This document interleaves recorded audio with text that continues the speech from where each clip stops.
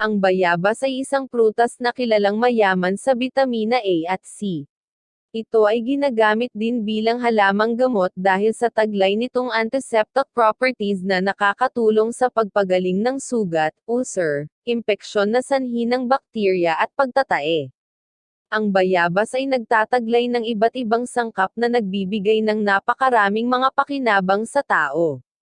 Ang artikulong ito ay tutulong sa iyo na makita ang mga pakinabang ng bayabas bilang halamang gamot, gamit ang mga makaagham na mga paliwanag.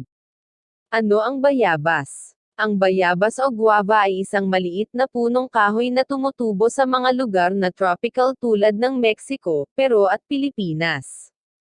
Ang punong ito ay lumalaki ng 3 hanggang 10 metro.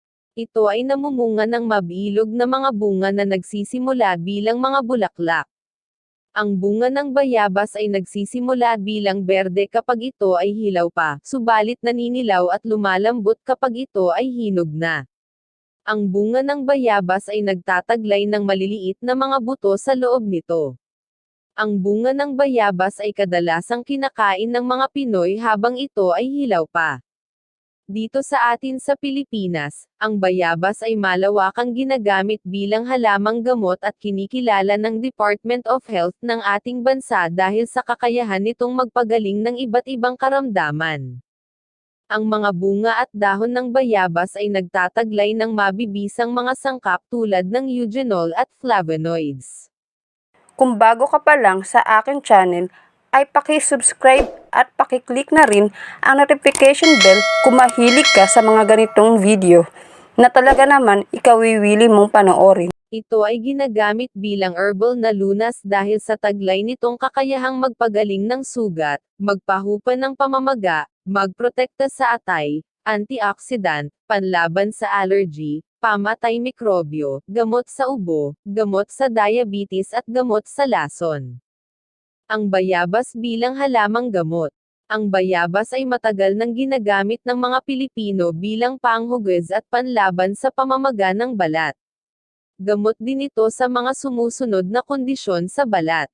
Paso sa balat, paltos sa balat, galus, sugat, psoriasis, eczema, at iba pang mga sakit sa balat. Ang dinikdik na dahon ng bayabas o pinakulo ang dahon ay inilalagay ng direkta sa apektadong bahagi.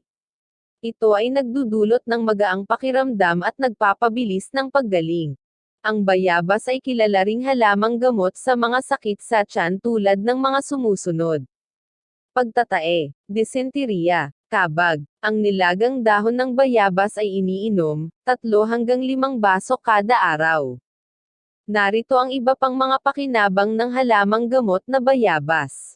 Panlaban sa pulikat, antioxidant, pananggalang sa atay, anti-allergy, pamatay sa mga mikrobyo, gamot sa ubo, gamot sa diabetes, pang-iwas sa kanser, siyentipikong mga pag-aaral sa halamang gamot na bayabas.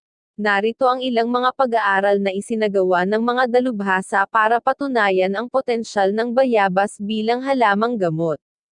Ang bayabas at ang kidney. Sa isang pag-aaral, sinubukan ng mga dalubhasa na tingnan ang kakayahan ng bayabas na protektahan ang mga bato o kidney ng mga dagang may diabetes.